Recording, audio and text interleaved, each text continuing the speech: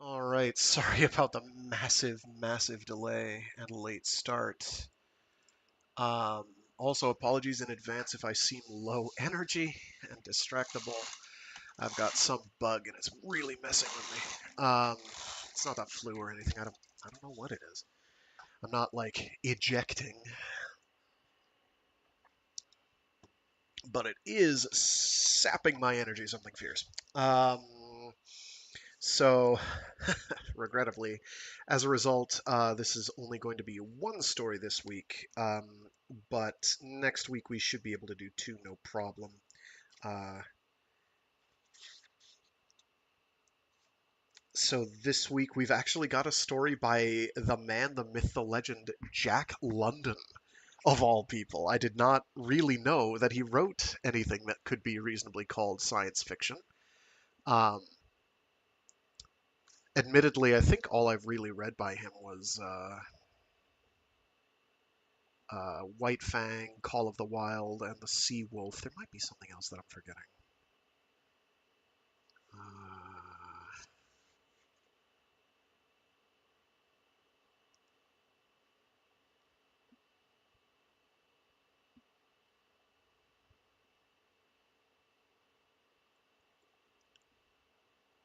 Martin Eden, I think, is another one that I read.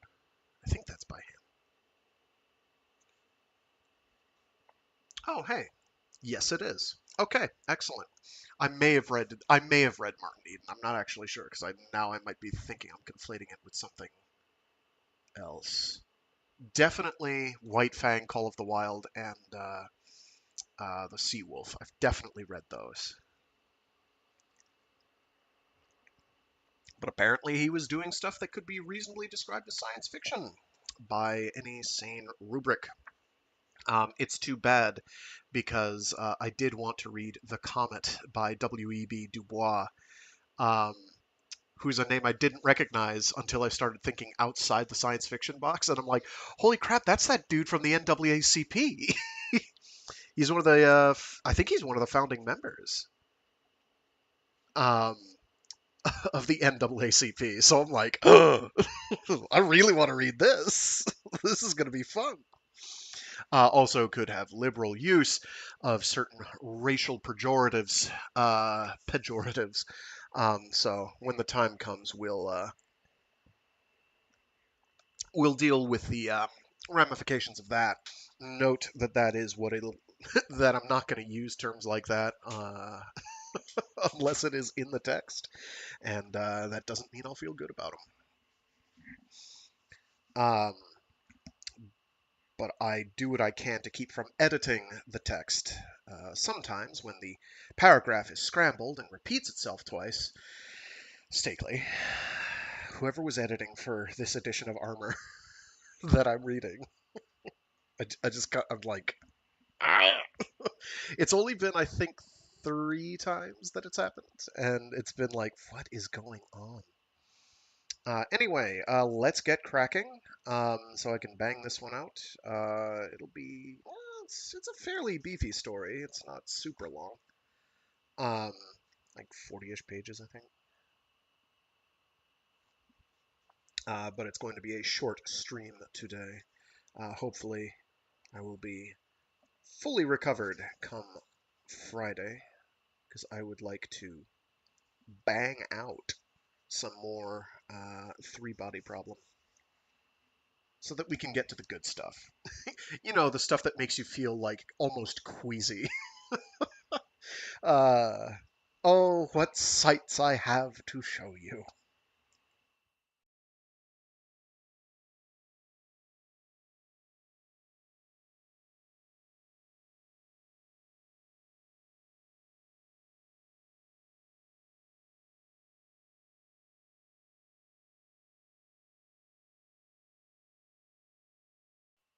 The Red One by Jack London.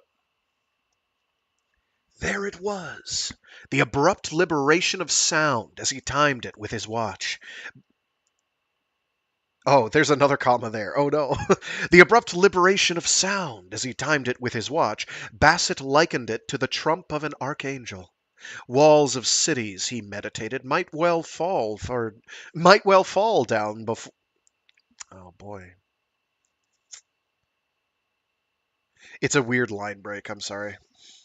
Walls of cities, he meditated, might well fall down before so vast and compelling a summons. For the thousandth time, vainly he tried to analyze the tone quality of that enormous peal that dominated the land, far into the strongholds of the surrounding tribes.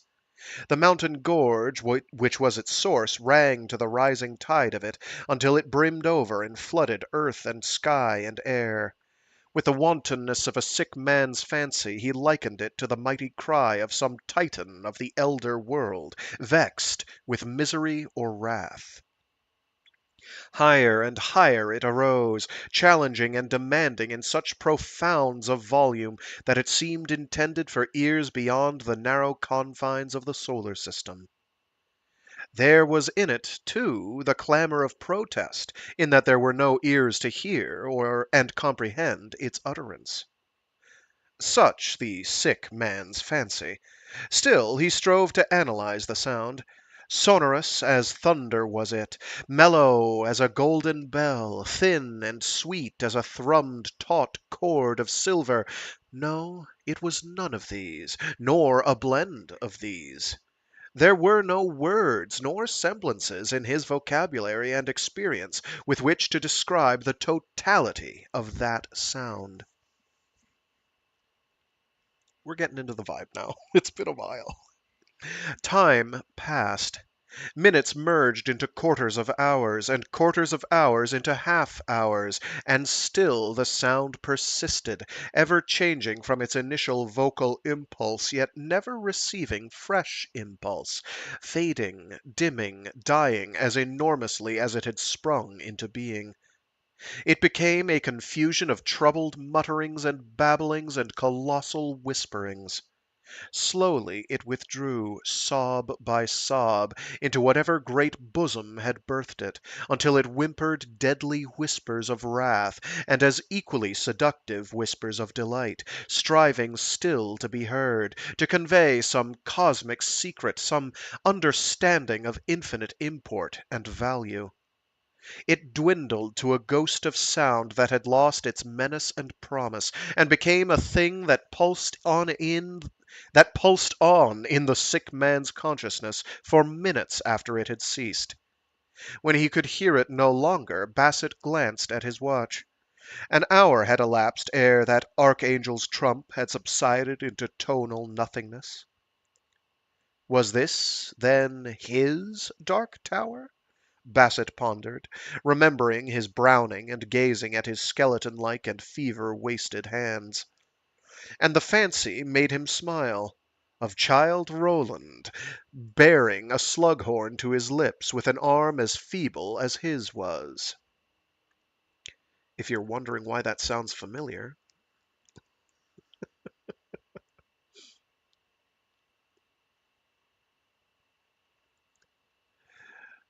think Stephen King. I mean, think what that character is based on. First. Was it months or years, he asked himself, since he first heard that mysterious call on the beach at Ringmanu? To save himself he could not tell. The long sickness had been most long. In conscious count of time he knew of months, many of them, but he had no way of estimating the long intervals of delirium and stupor. And how fared Captain Bateman of the Blackbirder Nari, he wondered. And had Captain Bateman's drunken mate died of delirium tremens yet? From which vain speculations Bassett turned idly to review all that had occurred since that day on the beach of Ringmanu, when he first heard the sound and plunged into the jungle after it. Sagawa had protested. He could see him yet, his queer little monkeyish face eloquent with fear, his back burdened with specimen cases, in his hands Bassett's butterfly net and naturalist's shotgun, as he quavered, in bêche de mer English, oh boy, so regrettably this is going to be as written. That thing I said about, racial things that don't really hold up in current era. Me fella too much fright along bush. Bad fella boy too much stop 'em along bush. Bassett smiled sadly at the recollection. The little New Hanover boy had been frightened, but had proved faithful, following him without hesitancy into the bush in the quest after the source of the wonderful sound. No fire-hollowed tree trunk that, throbbing war through the jungle depths, had been Bassett's conclusion. Erroneous had been his next conclusion, namely, that the source or cause could not be more distant than an hour's walk, and that he would easily be back by mid-afternoon to be picked up by the Nari's whaleboat. That big fella noise no good, all the same devil, Sagawa had adjudged. And Sagawa had been right. Had he not had his head hacked off within the day? Bassett shuddered. Without doubt, Sagawa had been eaten as well by the bad fella boys too much. The what?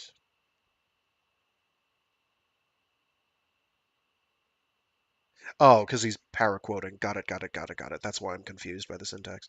Bassett shuddered.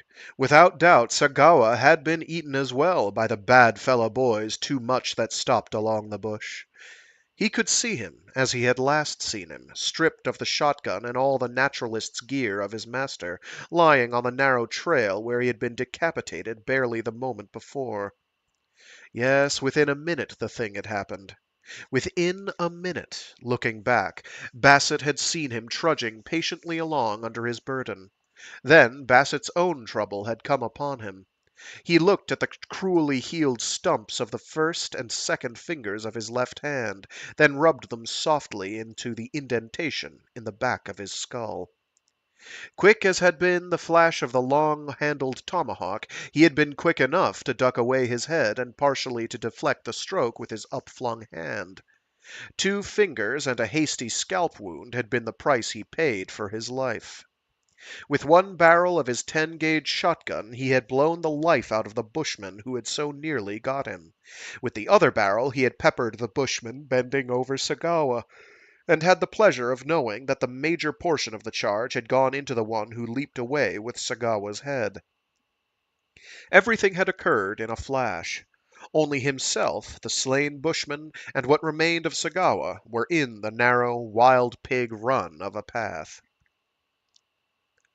From the dark jungle on either side came no rustle of movement or sound of life. And he had suffered distinct and dreadful shock. For the first time in his life he had killed a human being, and he knew nausea as he contemplated the mess of his handiwork. Then had begun the chase.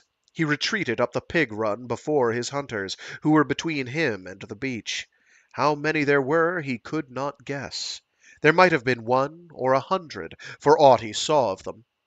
That some of them took to the trees and travelled along through the jungle roof he was certain, but at the most he never glimpsed more than an occasional flitting of shadows. No bowstrings twanged that he could hear, but every little while, whence discharged he knew not, tiny arrows whispered past him, or struck tree boles, and fluttered to the ground beside him. They were bone-tipped and feather-shafted, and the feathers, torn from the breasts of humming-birds, iridesced like jewels.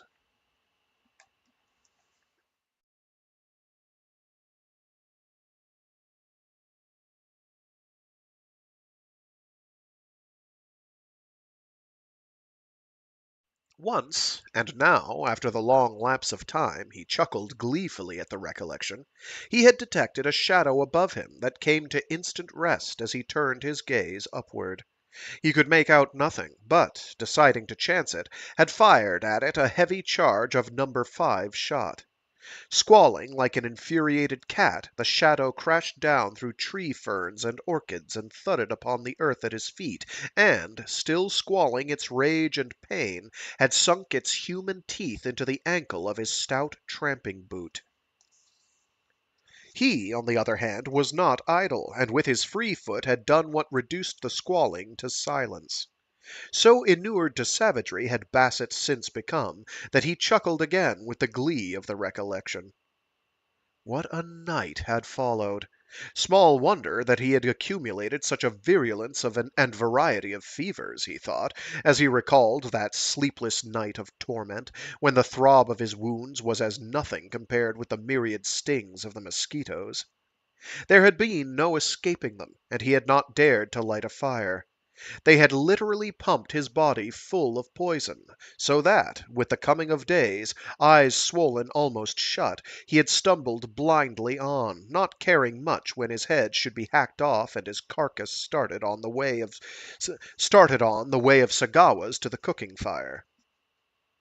And his carcass started on the way of Sagawas to the cooking fire, because they're starting on eating it. There we go. 24 hours had made a wreck of him, of mind as well as body.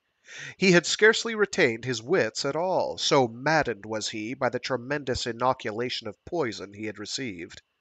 Several times he fired his shotgun with effect into the shadows that dogged him.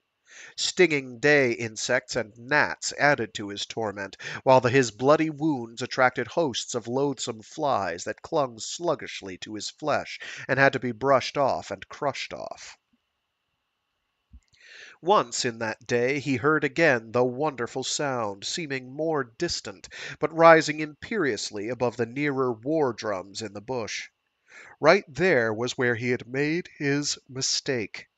Thinking that he had passed beyond it, and that, therefore, it was between him and the beach of Ringmanu, he had worked back toward it, when in reality he was penetrating deeper and deeper into the mysterious heart of the unexplored island. That night, crawling in among the twisted roots of a banyan tree, he had slept from exhaustion while the mosquitoes had had their will of him. Followed days and nights that were vague as nightmares in his memory. One clear vision he remembered was of suddenly finding himself in the midst of a bush village and watching the old men and children fleeing into the jungle. All had fled but one. From close at hand and above him, a whimpering as of some animal in pain and terror had startled him. And looking up, he had seen her, a girl, or young woman rather, suspended by one arm in the cooking sun. Perhaps for days she had so hung. Her swollen, protruding tongue spoke as much. Still alive, she gazed at him with eyes of terror. Past help, he decided, as he noted the swellings of her legs which advertised that the joints had been crushed and the great bones broken. He resolved to shoot her, and there the vision terminated. He could not remember whether he had or not, any more than he could remember how he chanced to be in that village, or how he succeeded in getting away from it. Many pictures, unrelated, came and went in Bassett's mind as he reviewed that period of his terrible wanderings. He remembered invading another village of a dozen houses and driving all before him with his shotgun, save for one old man, too feeble to flee, who spat at him and whined and snarled as he dug open a ground oven and from amid the hot stones dragged forth a roasted pig that steamed its essence deliciously through its green leaf wrappings. It was at this place that a wantonness of savagery had seized upon him.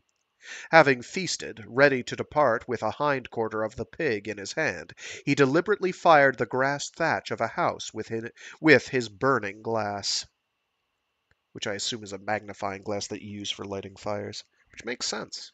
Only usable during the day.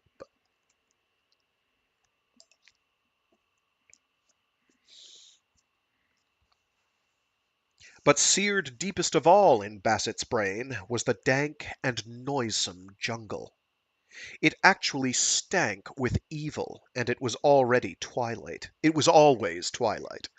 Rarely did a shaft of sunlight penetrate its matted roof of 100 feet overhead. And beneath that roof was an aerial ooze of vegetation, a monstrous parasitic dripping of decadent life forms that rooted in death and lived on death. And through all this he drifted, ever pursued by the flitting shadows of the anthropophagy. themselves ghosts of evil that dared not face him in battle, but that knew that, soon or late, they would feed on him. Bassett remembered that at the time, in lucid moments, he had likened himself to a wounded bull pursued by plains coyotes too cowardly to battle with him for the meat of him, yet certain of the inevitable end of him when they would be full gorged.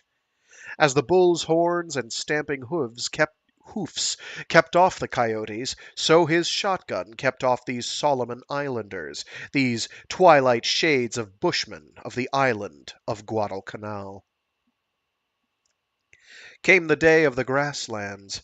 Abruptly, as if cloven by the sword of God in the hand of God, the jungle terminated. The edge of it, perpendicular and as black as the infamy of it, was 100 feet up and down. And, beginning at the edge of it, grew the grass. Sweet, soft, tender, pasture grass that would have delighted the eyes and beasts of any husbandman and that extended. Sweet, soft, tender pasture grass that would have delighted the eyes and beasts of any husbandman, and that extended on and on, for leagues and leagues of velvet verdure, to the backbone of the great island, the towering mountain range flung up by some ancient earth cataclysm, serrated and gullied, but not yet erased by the erosive tropic rains. But the grass! He had crawled into it a dozen yards, buried his face in it, smelled it, and broken down in a fit of involuntary weeping. And, while he wept, the wonderful sound had pealed forth. If by peal, he had often thought since, an adequate description could be given of the enunciation of so vast a sound, so melting sweet. Sweet it was, as no sound ever heard. Vast it was, of so mighty a resonance that it might have proceeded from some brazen-throated monster. And yet it called to him across that leagues-wide savannah, and was like a benediction to his long-suffering, pain-racked spirit. He remembered how he lay there in the grass, wet-cheeked but no longer sobbing, listening to the sound and wondering that he had been able to hear it on the beach of Ringmanu. Some freak of air pressures and air currents, he reflected, had made it possible for the sound to carry so far. Such conditions might not happen again in 1,000 days or 10,000 days, but the one day it had happened had been the day he landed from the Nari for several hours collecting. Especially had he been in quest of the famed jungle butterfly, a foot across from wing-tip to wing-tip, as velvet dusky of lack of color as was the gloom of the roof, of such lofty arboreal habits that it resorted only to the jungle roof, and could be brought down only by a dose of shot. It was for this purpose that Sagawa had carried the 20-gauge shotgun. 2 days and nights he had spent crawling across that belt of grassland. He had suffered much, but pursuits had ceased at the jungle edge. And he would have died of thirst had not a heavy thunderstorm revived him on the second day.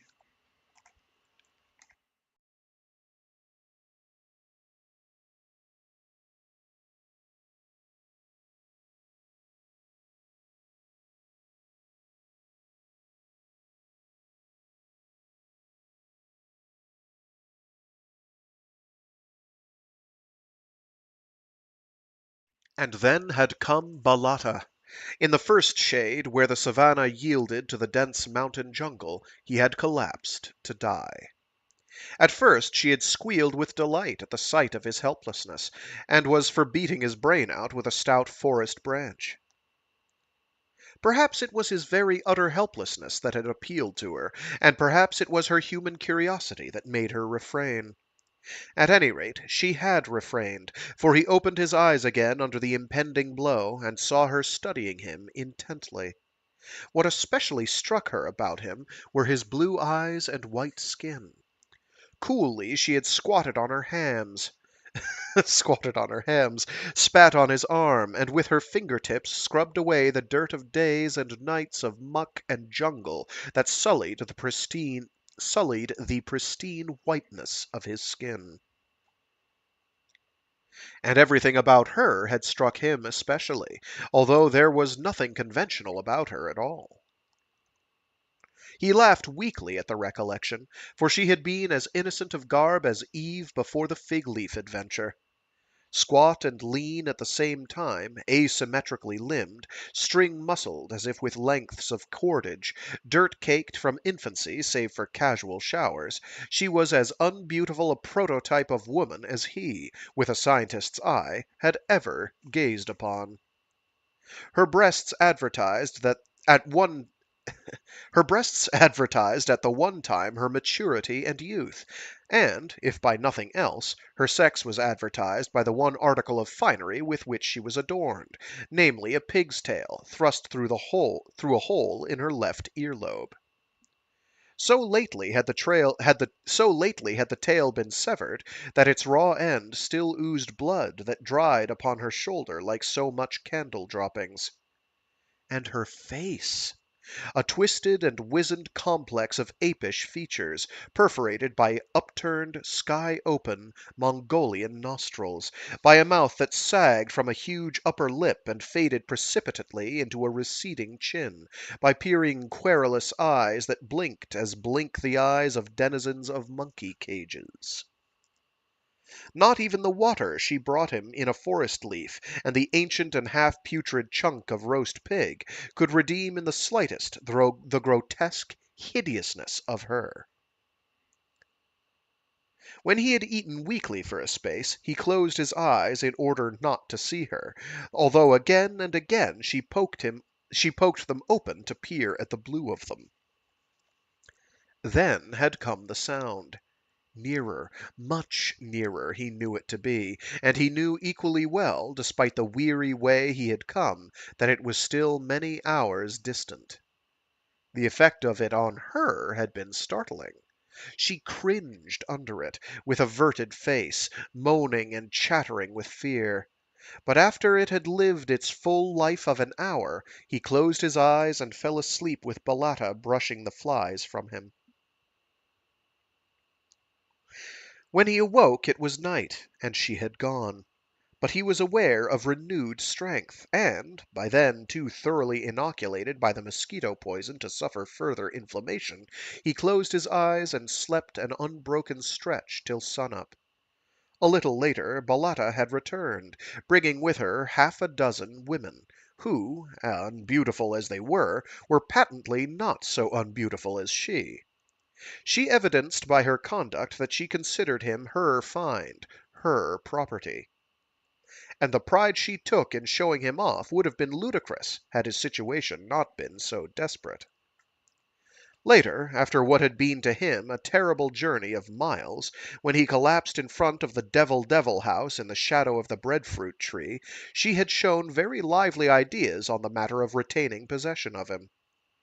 Ngurn, whom Bassett was to know afterward as the Devil doctor, priest or medicine man of the village, had wanted his head. Others of the grinning and chattering monkey men, all as stark of clothes and bestial of appearance as Balata, had wanted his body for the roasting oven. At that time he had not understood their language, if by language might be dignified the uncouth sounds they made to represent ideas. But Bassett had thoroughly understood the matter of debate, especially when the men pressed and prodded and felt the flesh of him as if he were so much commodity in a butcher's stall. Balata had been losing the debate rapidly when the accident happened. One of the men, curiously examining Bassett's shotgun, managed to cock and pull a trigger. The recoil of the butt into the pit of the man's stomach had not been the most sanguinary result, for the charge of shot, at a distance of a yard, had blown the head of one of the debaters into nothingness. Even Balata joined the others in flight, and, ere they returned, his senses already reeling from the oncoming fever attack, Bassett had regained possession of the gun. Whereupon, although his teeth chattered with the ague and his swimming eyes could scarcely see, he held on to his fading consciousness until he could intimidate the bushmen with the simple magics of compass, watch, burning glass, and matches. At the last, with due emphasis of solemnity and awfulness, he had killed a young pig with his shotgun and promptly fainted. Bassett flux. Bassett. One sec, let me get a little water.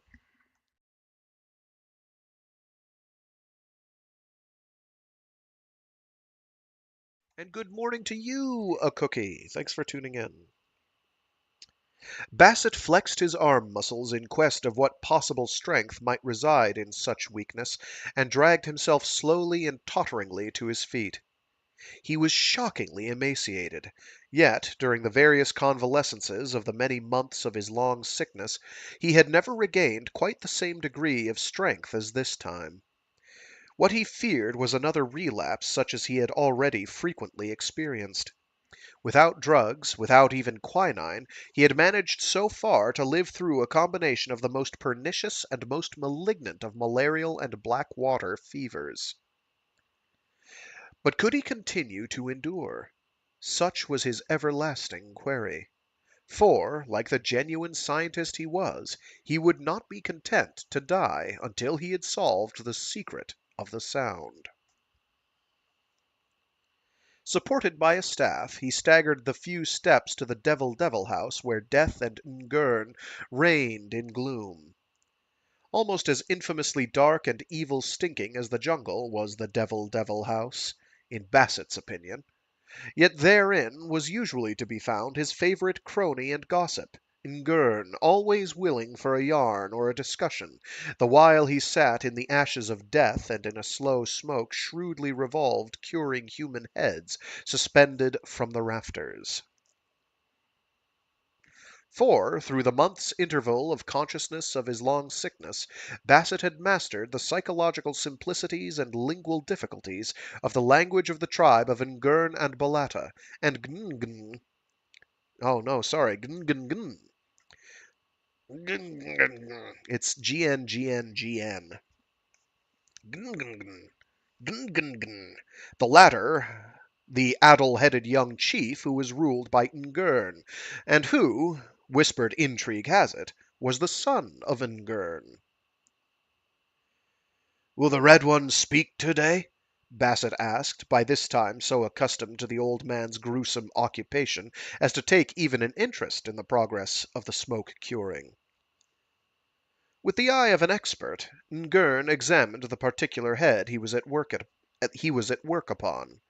"It will be 10 days before I can say finish," he said. "Never has any man fixed heads like these." Bassett smiled inwardly at the old fellow's reluctance to talk with him of the Red One. It had always been so.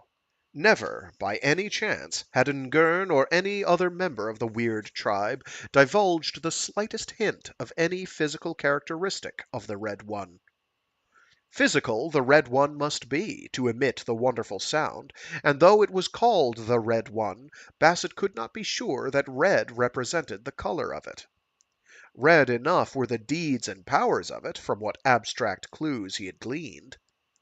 Not alone, had Ngern informed him, was the Red One more bestial powerful than the neighbor tribal gods, ever athirst for the red blood of living human sacrifices, but the neighbor gods themselves were sacrificed and tormented before him. He was the god of a dozen allied villages similar to this one, which was the central and commanding village of the Federation.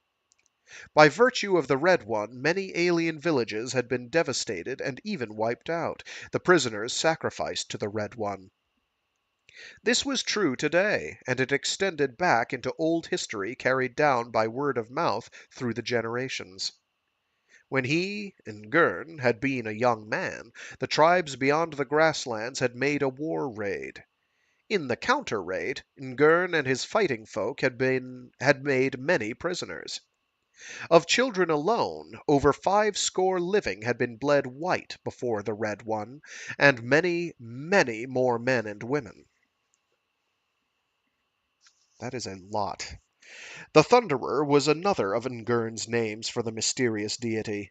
Also at times was he called the Loud Shouter, the God-voiced, the Bird-throated, the one with the throat sweet as the throat of the honey-bird, the Sun-singer, and the Star-born. Why the Star-born? In vain Basset interrogated Ngurn. According to that old devil doctor, the Red One had always been, just where he was at present, forever singing and thundering his will over men. But Ngurn's father, wrapped in decaying grass matting and hanging even then over their heads among the smoky rafters of the Devil house, had held otherwise. That departed wise one had believed that the Red One came from out of the starry night, else why, so his argument had run, had the old and forgotten ones passed his name down as the Star-born? Basset could not but recognize something cogent in such argument. But Ngurn affirmed the long years of his long life, wherein he had gazed upon many starry nights, yet never had he found a star on grassland or in jungle depth. And he had looked for them.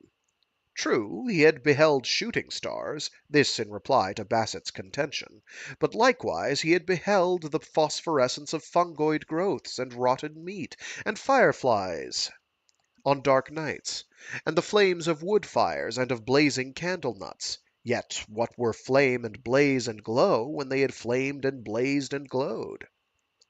Answer. Memories. Memories only, of things which had ceased to be, like memories of matings accomplished, of feasts forgotten, of desires that were the ghosts of desires, flaring, flaming, burning, yet unrealized in achievement of easement and satisfaction.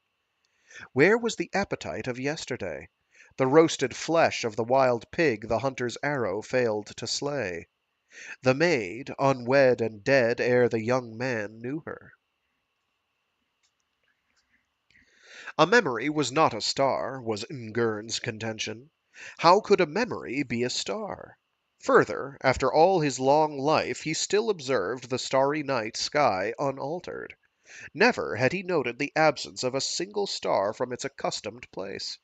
Besides, stars were fire, and the red one was not fire, which last involuntary betrayal told Basset nothing.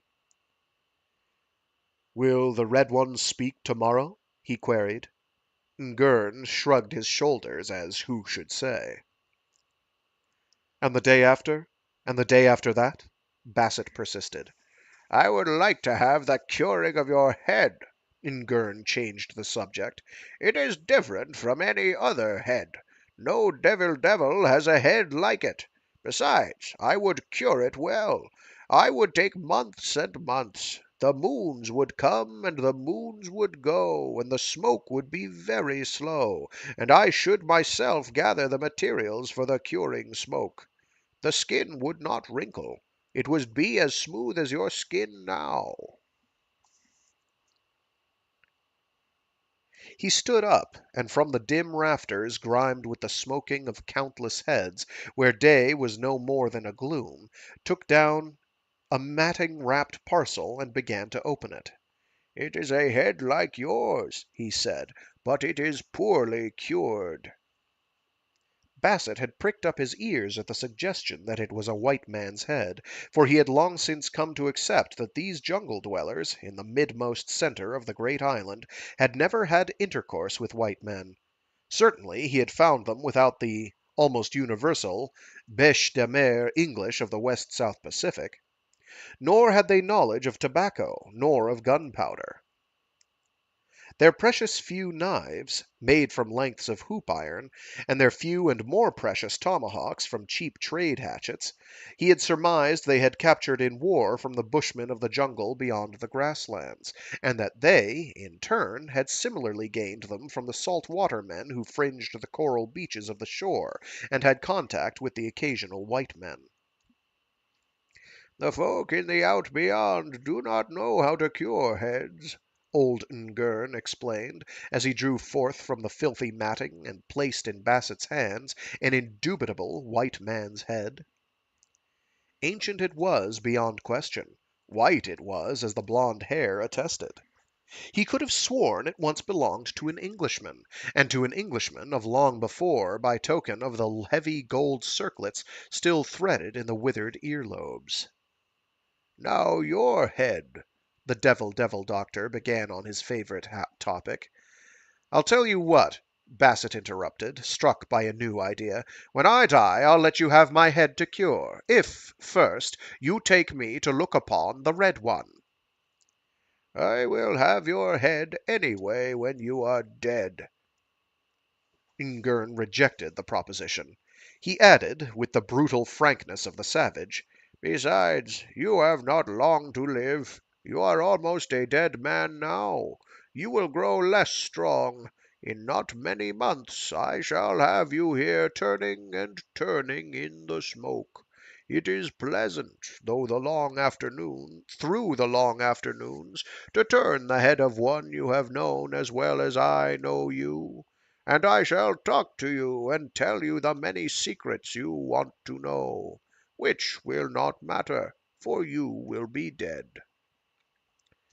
"Ngern," Bassett threatened in sudden anger, "you know the baby thunder in the iron that is mine." This was in reference to his all-potent and all-awful shotgun. "I can kill you any time, and then you will not get my head." "Just the same will Gungungun or some one else of my folk get it," Ngern complacently assured him. "And just the same it will turn and turn here in the devil house in the smoke. The quicker you slay me with your baby thunder, the quicker will your head turn in the smoke." And Bassett knew he was beaten in the discussion. What was the Red One?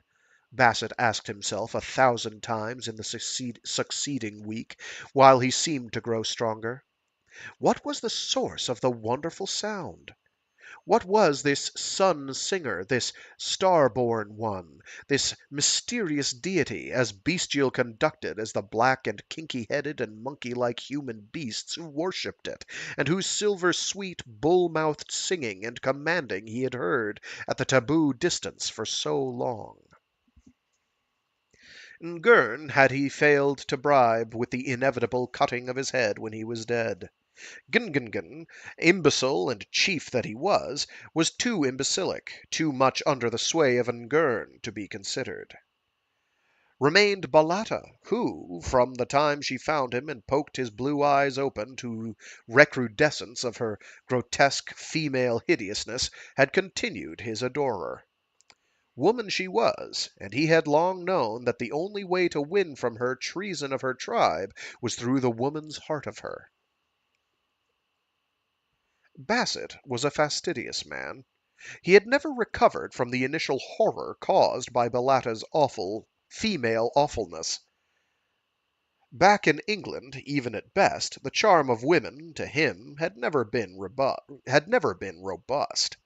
Yet now, resolutely, as only a man can do who is capable of martyring himself for the cause of science, he proceeded to violate all the fineness and delicacy of his nature by making love to the unthinkably disgusting bushwoman. Kinda rude.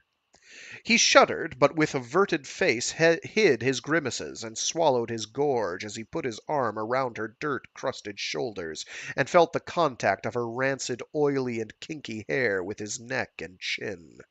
But he nearly screamed when she succumbed to that caress, so at the very first of the courtship. Oh, okay. But he nearly screamed when she succumbed to that caress so at the very first of the courtship, and moaned and gibbered and squealed little queer pig-like gurgly noises of delight. It was too much. And the next he did in the singular courtship was to take her down to the stream and give her a vigorous scrubbing. From then on he devoted himself to her like a true swain, as frequently and for as long at a time as his will could override his repugnance. But marriage, which she ardently suggested, with due observance of tribal custom, he balked at. Fortunately, taboo rule was strong in the tribe. Thus Ngern could never touch bone or flesh or hide of crocodile. This had been ordained at his birth. Gungungun was denied ever the touch of woman.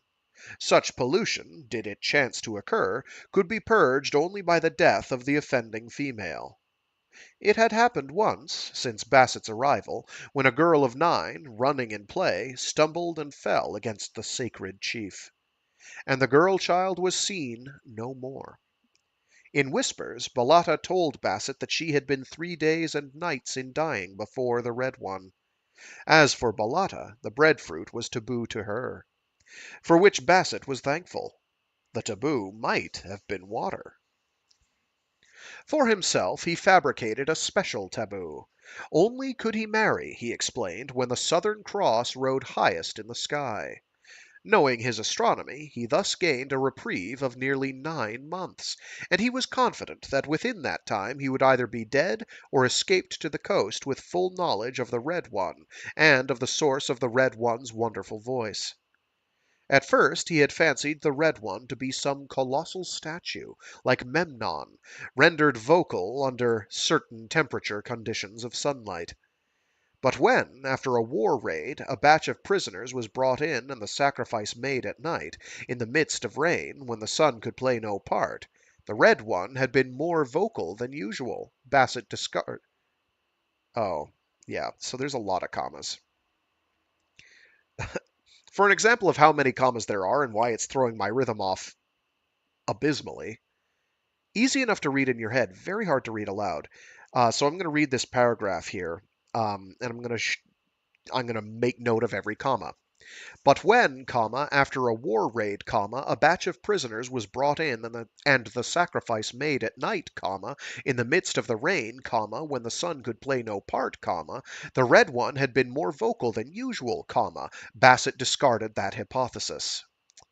Which is a total of 1, 2, 3, 4, 5, 6.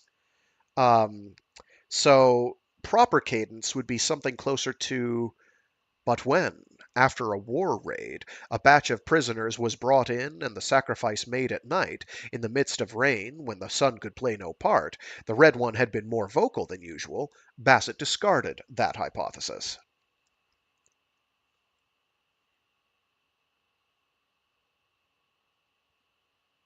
Probably I'd replace the last second to last comma with like but the Red One had been more vocal, and the Red One, and would be better. Anyway.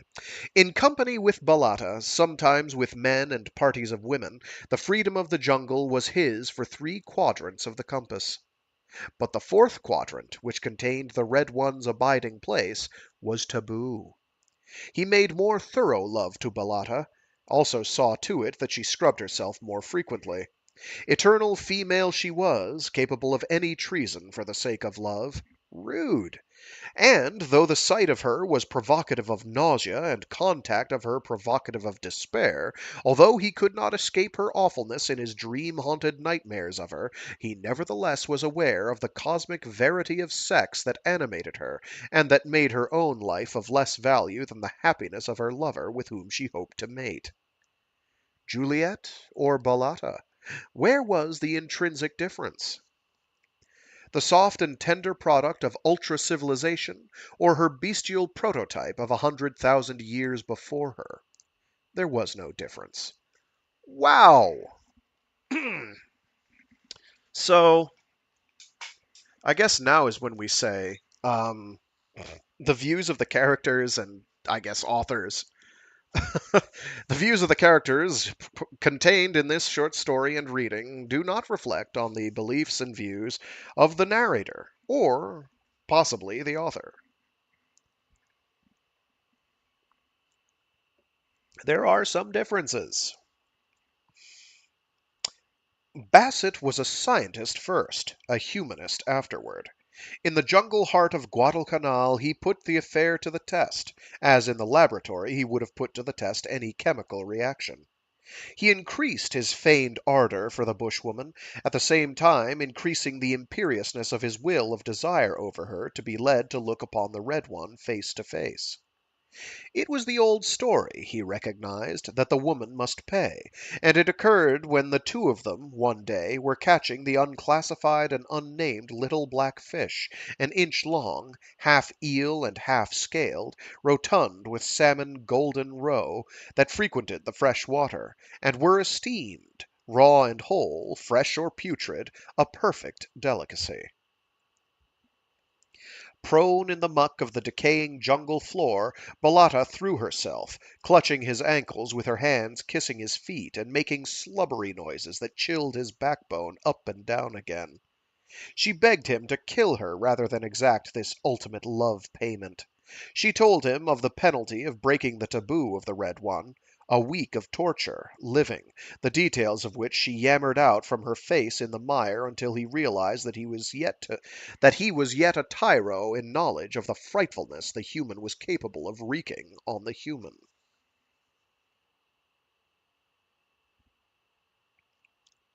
That he was yet a tyro in knowledge of the frightfulness the human was capable of wreaking on the human. Basically, the horrible tortures she's describing really blew him away, as, oh wow, those are really bad. I never thought of that. Yet did Bassett insist on having his man's will satisfied, at the woman's risk, that he might solve the mystery of the Red One's singing, though she should die long and horribly in screaming. And Balatta, being mere woman, yielded. This is rough. She led him into the forbidden quadrant, an abrupt mountain shouldering in from the north to meet a similar intrusion from the south, tormented the stream in which they had fished into a deep and gloomy gorge. After a mile along the gorge, the way plunged sharply upward until they crossed a saddle of raw limestone which attracted his geologist's eye. Still climbing, although he paused often from sheer physical weakness, they scaled forest-clad heights until they emerged on a naked mesa of tableland. Bassett recognized the stuff of its composition as black volcanic sand, and knew that a pocket magnet could have captured a full load of the sharply angular grains he trod upon. And then, holding Balatta by the hand and leading her onward, he came to it. A tremendous pit, obviously artificial, in the heart of the plateau. Old history, the South Sea's sailing directions, scores of remembered data and connotations swift and furious, surged through his brain. It was Mendana who had discovered the islands and then named them Solomons, believing that he had found that monarch's fabled mines. They had laughed at the old navigator's childlike credulity, and yet here stood himself, Bassett, on the rim of an excavation for all the world like the diamond pits of South Africa. But no diamond this that he gazed down upon. Rather, it was a pearl, with the depth of iridescence of a pearl, but of a size all pearls of earth and time, welded into one, could not have totaled, and of a color undreamed of in any pearl, or of anything else, for that matter, for it was the color of the Red One. And the Red One himself Bassett knew and the Red One himself Bassett knew it to be on the instant. A perfect sphere, fully 200 feet in diameter. The top of it was 100 feet below the level of the rim. He likened the color quality of it to lacquer. Indeed, he took it to be some sort of lacquer, applied by man, but a lacquer too marvelously clever to have been manufactured by the bush folk. Brighter than bright cherry red, its richness of color was as if it were red builded upon red. That is what it says. I'm not making that up. Its richness of color was as if red builded upon red, as if it were red builded, B-U-I-L-D-E-D, builded upon red. It glowed and iridesced in the sunlight as if gleaming up from some underlay of red. In vain Balatta strove to dissuade him from descending. She threw herself in the dirt. But when he continued down the trail that spiraled the pit wall, she followed, cringing and whimpering her terror. That the red sphere had been dug out as a precious thing was patent. Considering the paucity of members of the federated 12 villages and their primitive tools and methods, Bassett knew that the toil of a myriad generations could scarcely have made that enormous excavation. He found the pit bottom carpeted with human bones, among which, battered and defaced, lay village gods of wood and stone. Some, covered with obscene totemic figures and designs, were carved from solid tree trunks 40 or 50 feet in length.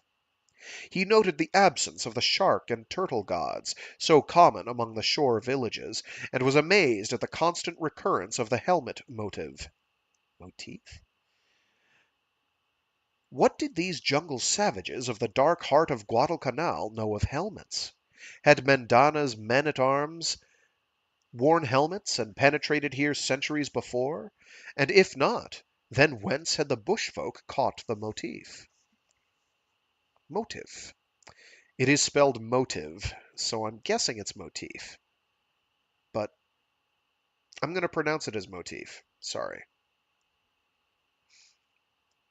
Advancing over the litter of gods and bones, Balata whimpering at his heels, Bassett entered the shadow of the Red One, and passed on under its gigantic overhang until he touched it with his fingertips. No lacquer, that. Nor was the surface smooth as it should have been in the case of lacquer. On the contrary, it was corrugated and pitted, with here and there patches that showed signs of heat and fusing.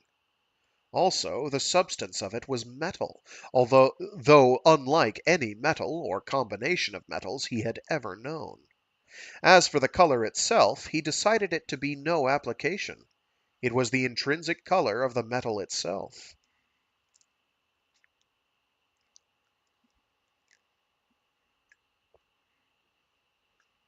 He moved his fingertips, which up to that had merely rested, along the surface, and felt the whole gigantic sphere quicken and live and respond. It was incredible. So light a touch on so vast a mass. Yet did it quiver under the fingertip caress in rhythmic vibrations that became whisperings and rustlings and mutterings of sound, but of sound so different, so elusively thin that it was shimmeringly sibilant, so mellow that it was maddeningly sweet, piping like an elfin horn, which last was just what Bassett decided would be like a peal from some bell of the gods reaching earthward from across space. He looked at Balata with swift questioning, but the voice of the Red One he had evoked had flung her face downward and moaning among the bones. He returned to contemplation of the prodigy. Hollow it was, and of no metal known on earth, was his conclusion. It was right named by the ones of old time as the star-born. Only from the stars could it have come, and no thing of chance was it. It was a creation of artifice and mind. Such perfection of form, such hollowness that it certainly possessed, could not be the result of mere fortuitousness. A child of intelligences, remote and unguessable, working corporally in metals, it indubitably was. He stared at it in amaze, his brain a racing wildfire of hypotheses to account for this far journeyer who had adventured the night of space, threaded the stars, and now rose before him and above him, exhumed by patient anthropophagy, pitted and lacquered by its fiery bath in 2 atmospheres. But was the color a lacquer of heat upon some familiar metal? Or was it an intrinsic quality of the metal itself? He thrust in the blue point of his pocket knife to test the constitution of the stuff. Instantly the entire sphere burst into a mighty whispering, sharp with protest, almost twanging goldenly, if a whisper could possibly be considered to twang, rising higher, sinking deeper, the 2 extremes of the registry of sound threatening to complete the circle and coalesce into the bull-mouthed thundering he had so often heard beyond the taboo distance. Forgetful of safety, of his own life itself, entranced by the wonder of the unthinkable and unguessable thing, he raised his knife to strike heavily from a long stroke, but was prevented by Bellata. She upreared on her own knees in an agony of terror, clasping his knees and supplicating him to desist. In the intensity of her desire to impress him, she put her forearm between her teeth and sank them to the bone. He scarcely observed her act, although he yielded automatically to his gentler instincts, and withheld the knife hack. To him, human life had dwarfed to microscopic proportions before this colossal portent of higher life from within the distances of the sidereal universe. As had she been a dog, he kicked the ugly little bushwoman to her feet, and compelled her to start with him on an encirclement of the base. Part way round, he encountered horrors. Even among the others did he recognize the sun-shriveled remnant of the 9 years girl who had accidentally broken Chief Gungungun's personality taboo. And among what was left of these that had passed, he encountered what was left of one who had not yet passed. Truly had the bush folk named themselves into the name of the Red One, seeing in him their own image, which they strove to placate and please with such red offerings. Farther around, always treading the bones and images of humans and gods that constituted the floor of this ancient charnel house of sacrifice, he came upon the device by which the Red One was made to send his call singing thunderingly across the jungle belts and grasslands to the far beach of Ringmanu. Simple and primitive was it, as was the Red One's consummate artifice. A great king post, 1/2 feet in length, seasoned by centuries of superstitious care, carven into dynasties of gods, each superimposed, each helmeted, each seated in the open mouth of a crocodile, was slung by ropes, twisted of climbing vegetable parasites, from the apex of a tripod of 3 great forest trunks, themselves carved into the grinning and grotesque adumbrations of man's modern concepts of art and God. From the striker king post were suspended ropes of climbers, to which men could apply their strength and direction. Like a battering ram, this king post could be driven end onward against the mighty red iridescent sphere. Here was where Ngern officiated and functioned religiously for himself and the 12 tribes under him. Basset laughed aloud, almost with madness, at the thought of this wonderful messenger, winged with intelligence across space, to fall into a bushman's stronghold and be worshipped by ape-like, man-eating and head-hunting savages. It was as if God's word had fallen into the muck mire of the abyss underlying the bottom of hell, as if Jehovah's commandments had been presented on carved stone to the monkeys of the monkey cage at the zoo, as if the Sermon on the Mount had been preached in a roaring bedlam of lunatics.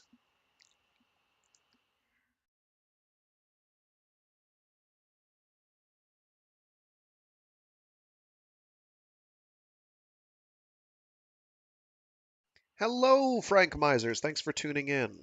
My apologies for the rather retrograde views of the character in this. The slow weeks passed. The nights, by election, Bassett spent on the ashen floor of the Devil House, beneath the ever-swinging, slow-curing heads. His reason for this was that it was taboo to the lesser sex of woman, and therefore a refuge for him from Bellata, who grew more persecutingly and perilously loverly as the Southern Cross rode higher in the sky and marked the imminence of her nuptials. His days Bassett spent in a hammock swung under the shade of the great breadfruit tree before the Devil House. There were breaks in this program when, in the comas of his devastating fever attacks, he lay for days and nights in the House of Heads.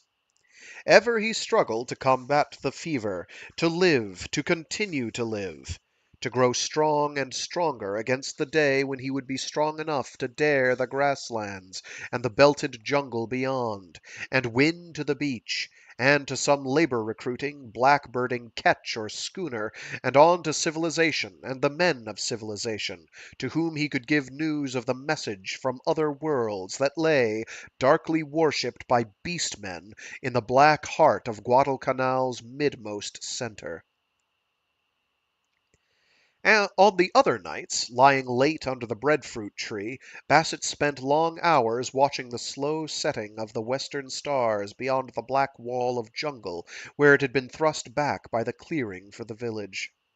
Possessed of more than a cursory knowledge of astronomy, he took a sick man's pleasure in speculating as to the dwellers on the unseen worlds of those incredibly remote suns, to haunt whose houses of life came forth a shy visitant from the rayless crypts of matter. He could no more apprehend limits to time than bounds to space. No subversive radium speculations had shaken his steady scientific faith in the conservation of energy and the indestructibility of matter. Always and forever must there have been stars. And surely, in that cosmic ferment, all must be comparatively alike, comparatively of the same substance, or substances, save for the freaks of the ferment.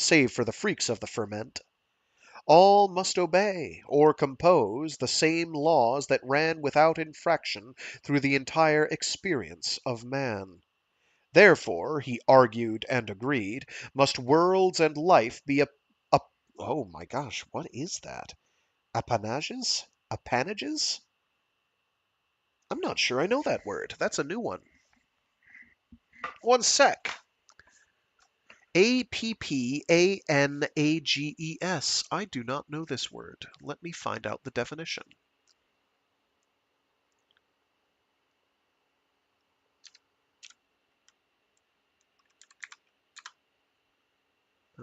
Definition of APP. Where are you?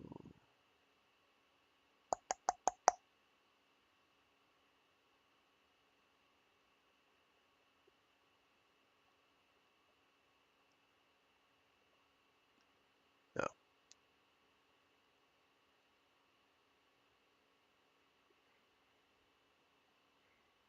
Now I can't find the word. There it is. Appanages.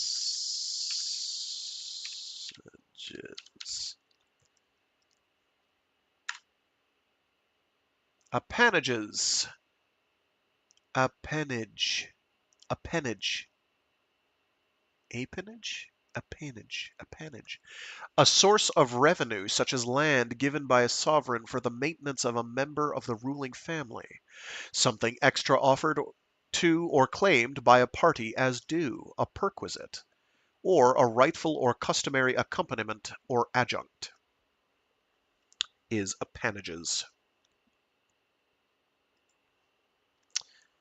And surely, in that cosmic ferment, all must be comparatively alike, comparatively of the same substance, or substances, save for the freaks of the ferment. All must obey, or compose, the same laws that ran without infraction through the entire experience of man. Therefore, he argued and agreed, must worlds and life be appanages to all the suns, as they were appanages to the particular sun of his own solar system.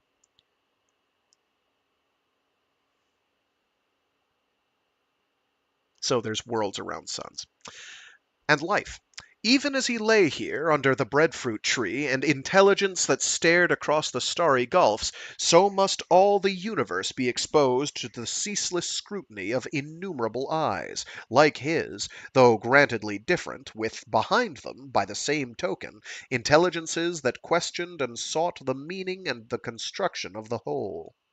So reasoning, he felt his soul go forth in kinship with that august company, that multitude whose gaze was forever upon the arras of infinity. and yet he won't grant that to the tribespeople that he's staying with? Who were they? What were they? Those far distant and superior ones who had bridged the sky with their gigantic, red iridescent, heaven-singing message.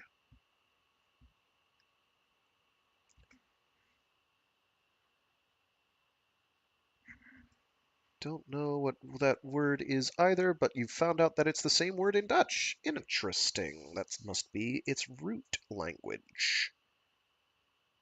Surely, and long since, had they, too, trod the path on which man had so recently, by the calendar of the cosmos, set his feet. And to be able to send such a message across the pit of space, surely they had reached those heights to which man, in tears and travail and bloody sweat, in darkness and confusion of many counsels, was so slowly struggling. And what were they on their heights? Had they won brotherhood, with a capital B? Or had they learned that the law of love imposed the penalty of weakness and decay? Was strife life? Was the rule of all the universe the pitiless rule of natural selection?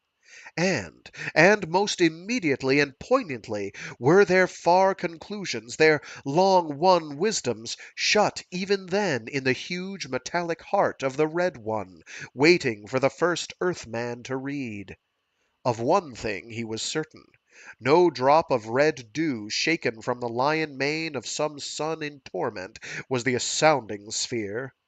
It was of design, not chance, and it contained the speech and wisdom of the stars. What engines and elements and mastered forces, what lore and mysteries and destiny controls might be there! Undoubtedly, since so much could be enclosed in so little a thing as the foundation stone of a public building, this enormous sphere should contain vast histories, profounds of research achieved beyond man's wildest guesses, laws and formulae that, easily mastered, would make man's life on earth, individual and collective, spring up from its present mire to inconceivable heights of purity and power. It was time, with a capital T, Time's greatest gift to blindfold insatiable and sky aspiring man. And to him, Bassett, had been vouchsafed the lordly fortune to be the first to receive this message from man's interstellar kin. Except for all the people that already received it before you, but they don't count 'cause they're brown. Apparently. No white man, much less no outland man of the other bush tribes, had gazed upon the Red One and lived. Such the law expounded by Ngern to Bassett. There was such a thing as blood brotherhood, Bassett in return had often argued in the past. But Ngern had stated solemnly, no. Even the blood brotherhood was outside the favor of the Red One. Only a man born within the tribe could look upon the Red One and live. But now, his guilty secret known only to Balata, whose fear of immolation before the Red One fast sealed her lips, the situation was different. What he had to do was to recover from the abominable fevers that weakened him, and gain to civilization. Then would he lead an expedition back, and, although the entire population of Guadalcanal be destroyed, extract from the heart of the Red One the messages of the world from the other worlds. But Bassett's relapses grew more frequent, his brief convalescences less and less vigorous, his periods of coma longer, until he came to know, beyond the last promptings of the optimism inherent in so tremendous a constitution as his own. Oh, let's try that again with more oxygen. Because there's more commas after that one. It just keeps going. But Bassett's relapses grew more frequent, his brief convalescences less and less vigorous, his periods of coma longer, until he came to know, beyond the last promptings of the optimism inherent in so tremendous a constitution as his own, that he would never live to cross the grasslands, perforate the perilous coast jungle, and reach the sea. He faded as the Southern Cross rose higher in the sky, till even Balata knew that he would be dead ere the nuptial date determined by his taboo. Ngern made pilgrimage personally and gathered the smoke materials for the curing of Bassett's head, and to him made proud announcement and exhibition of the artistic perfectness of his intention when Bassett should be dead. As for himself, Bassett was not shocked. Too long and too deeply had life ebbed in him to bite with. Oh, I see.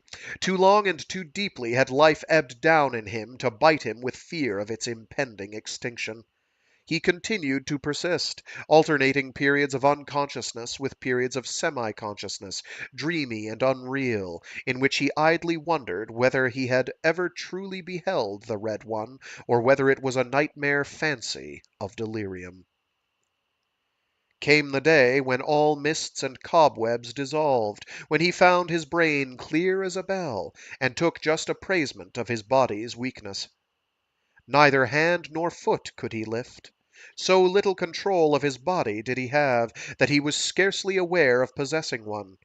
Lightly indeed his flesh sat upon his soul, and his soul, in its briefness of clarity, knew by its very clarity that the black of cessation was near. He knew the end was close, knew that in all truth he had held with his eyes knew that in all truth he had with his eyes beheld the Red One, the messenger between the worlds, knew that he would never live to carry that message to the world, that message, for aught to the contrary, which might already have waited man's hearing in the heart of Guadalcanal for 10,000 years.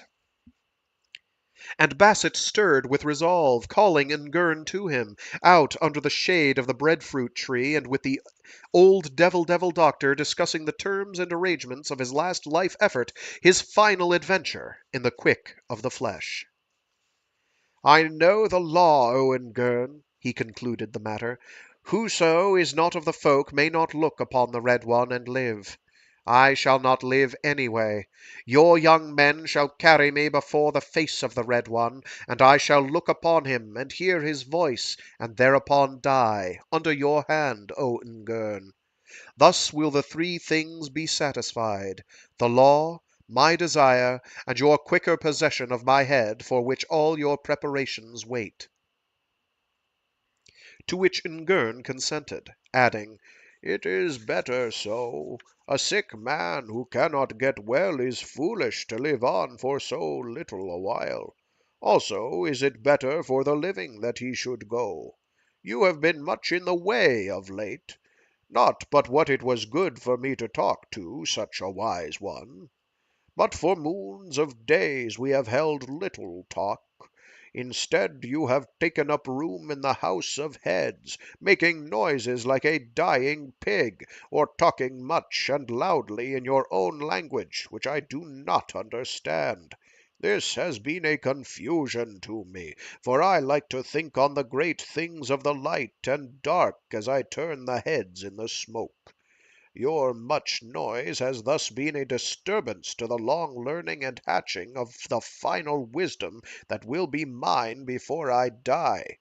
As for you, upon whom the dark has already brooded, it is well that you die now. And I promise you, in the long days to come, when I turn your head in the smoke, no man of the tribe shall come in to disturb us. And I will tell you many secrets, for I am an old man and very wise, and I shall be adding wisdom to wisdom as I turn your head in the smoke. So a litter was made, and, borne on the shoulders of half a dozen of the men, Bassett departed on the last little adventure that was to cap the total adventure, for him, of living. With a body of which he was scarcely aware, for even the pain had been exhausted out of it, and with a bright, clear brain that accommodated him to a quiet ecstasy of sheer lucidness of thought, he lay back on the lurching litter and watched the fading of the passing world, beholding for the last time the breadfruit tree before the devil house, the dim day beneath the matted jungle roof, the gloomy gorge between the shouldering mountains, the saddle of raw limestone, and the mesa of black volcanic sand. Down the spiral path of the pit they bore him, encircling the sheening, glowing red one from that seemed ever imminent to iridesce from color and light into sweet singing and thunder. And over bones and logs of immolated men and gods they bore him, past the horrors of other immolated ones that yet lived, to the 3 king post tripod and the huge king post striker. Here Basset, helped by Ngern and Balata, weakly sat up, swaying weakly from the hips, and with clear, unfaltering, all-seeing eyes gazed upon the Red One. "Once, O Ngern," he said, not taking his eyes from the sheening, vibrating surface whereon and wherein all the shades of cherry red played unceasingly, ever a-quiver, to change into oh my god, there's a page break, there's line breaks, and there's more commas than you can shake a stick at. "Once, O Ungern," he said, not taking his eyes from the sheening, vibrating surface, whereon and wherein all the shades of cherry red played unceasingly, ever a-quiver, to change into sound, to become silken rustlings, silvery whisperings, golden thrummings of chords, velvet pipings of elfland, mellow distances of thunderings. "I wait," Ngern prompted after a long pause, the long-handled tomahawk unassumingly ready in his hand. "Once, O Ngern," Basset repeated, "let the Red One speak, so that I may see it speak as well as hear it. Then strike, thus, when I raise my hand. For, when I raise my hand, I shall drop my head forward and make place for the stroke at the base of my neck. But, O Ngern, I, who am about to pass out of the light of day forever, would like to pass with the wonder voice of the Red One singing greatly in my ears. And I promise you that never will a head be so well cured as yours," Ngern assured him, at the same time signaling the tribesmen to man the propelling ropes suspended from the king post striker. "Your head shall be my greatest piece of work in the curing of heads." Basset smiled quietly to the old one's conceit as the great carved log, drawn back through 20 feet of space, was released. The next moment he was lost in ecstasy at the abrupt and thunderous liberation of sound. But such thunder! Mellow it was with preciousness of all sounding metals. Archangels spoke in it. It was magnificently beautiful before all other sounds. It was invested with the intelligence of supermen of planets of other suns. It was the voice of God, seducing and commanding to be heard. And the everlasting miracle of that interstellar metal! Basset, with his own eyes, saw color and colors transform into sound till the whole visible surface of the vast sphere was acrawl and titilant and vaporous with what he could not tell was color or was sound. In that moment the interstices of matter were his, and the interfusings and intermating transfusings of matter and force. Time passed. At the last Basset was brought back from his ecstasy by an impatient movement of Ngern. He had quite forgotten the old devil one. A quick flash of fancy brought a husky chuckle into Basset's throat. His shotgun lay beside him in the litter.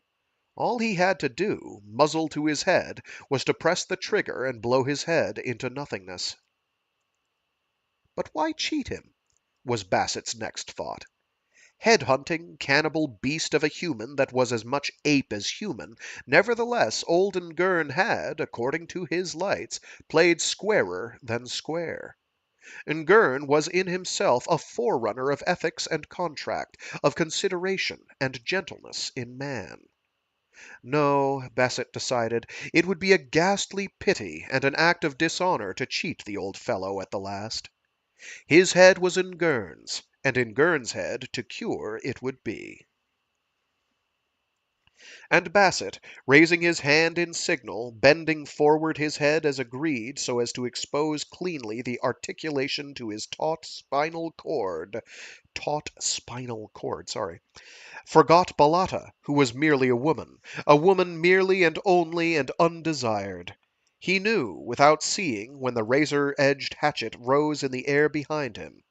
And for that instant, ere the end, there fell upon Bassett the shadows of the unknown, a sense of impending marvel, of the rending of walls before the imaginable. Almost, when he knew the blow had started, and just ere the edge of steel bit the flesh and nerves, it seemed that he gazed upon the serene face of the Medusa, Truth. And simultaneous with the bite of steel on the with the bite and simultaneous with the bite of the steel on the onrush of the dark, in a flashing instant of fancy, he saw the vision of his head turning slowly, always turning, in the devil house beside the breadfruit tree. And that was The Red One by Jack London from 1918. So, that was interesting. Sort of a weird cosmic mystery with all the adventuring and savagery, recoiling from savagery that we got into at that time. Aras. What is Aras of Infinity? Aras. Aras? Aras? How's that pronounced? Arras, yeah, which is a tapestry, wall hanging, or curtain, especially one of Flemish origin.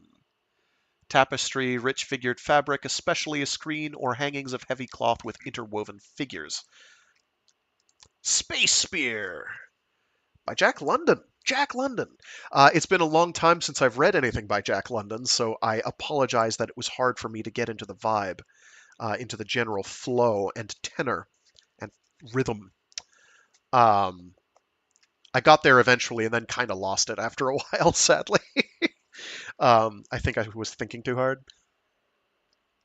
So again, sorry for any low energy. I've got some weird cold that I picked up over the weekend that I'm working on shaking.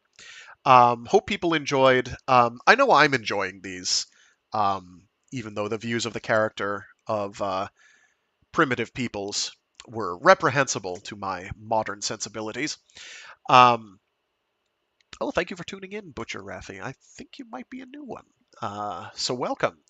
To anybody wondering, I do these every Monday, Wednesday, and Friday, except for this past Monday, which unfortunately was taken up by other things. Not, regrettably, vacation-y Labor Day things, but other things. Work, specifically. Yes, who works on a Labor Day? This guy. It was something I technically knew about in advance and kind of forgot about for a while, so it is what it is. We will keep reading Armor.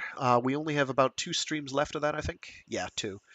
On Mondays, and next week should be the last week for Voices from the Radium Age, brought to you by Joshua Glenn, edited and introduced by of the MIT Press. And on Fridays, we will be reading more of The Three-Body Problem by Cixin Liu, which is the plot proper is now well and truly underway. We've been introduced to our primary perspective character, who will be with us for the majority of the rest of the book. Ye Wenjie will be back. She is not gone. We will learn more about her as the book advances. Yeah, that's right now the game plan is still to keep reading through that and then trading off to the Jesus incident, then Dark Forest, then the Lazarus effect, then what's the last one called? Death's End. Death's End, I'm pretty sure, is the name of the last volume in the Three Body Problem trilogy, or the Remembrance of Earth's Past trilogy, which I think is the proper title for the trilogy. I will use them interchangeably. Sorry. Um, and then the Ascension Factor. The Ascension Factor, I've forgotten their names already. Lazarus Effect and Jesus Incident are all by both Frank Herbert and Bill Ransom. Um, Frank Herbert did have at least some input on the Ascension Factor, the final volume of the series, um, and it's a good one. It's a good conclusion to the series. I think people will like it. I hope people do. It's also the book where it feels like, oh yeah, the Jesus Incident is the next book along in the Ascension Factor series after Destination Void. It is unless it's the Jesus. No, it's the Jesus Incident. The reason I know that is because I've read the book. There is a character named Jesus as well. That they don't tell you is named Jesus until well after the name has been introduced. Um, there's a couple other there's a couple other times they do this, and it's not a problem per se unless you're reading it aloud. Then it's a bit of an issue for consistency's sake. I forget the other character's name. I'll probably be thrown by it when the time comes. At any rate, we will be seeing some familiar faces in that one when we get around to it. Um, with that, I'm going to scooch. I'm going to go. Thanks to everyone who tuned in. Um, Again, I do these every Monday, Wednesday, and Friday, starting at 12 noon Eastern Standard Time. I think I got hung up and didn't didn't get to the actual time frame when you can tune in live. Um, or UTC -5 every Monday, Wednesday, and Friday. Um, you can also listen to these after the fact on the YouTube channel, which is in the stream description. Um, if you're listening via some other service, most of you, I think, are tuning in via YouTube. Um, I stream to Twitch as well, but you might as well do it through YouTube at this point. I don't get any money for these. This is not something where I'm going to ever say, "Hey, I'm going to shill for X or Y product," unless it's a book. Then I will shill for it. I will not get paid by the people shilling, regrettably, but here we are. Um, I do this as a hobby. It's a fun hobby. I get emotional fulfillment out of it. I hope other people enjoy it as well. Um, Judging by the fact that people tune in, clearly they do. It does, so that's nice. Thank you again. See you next time. See you this Friday. Alrighty. Until next time, toodles.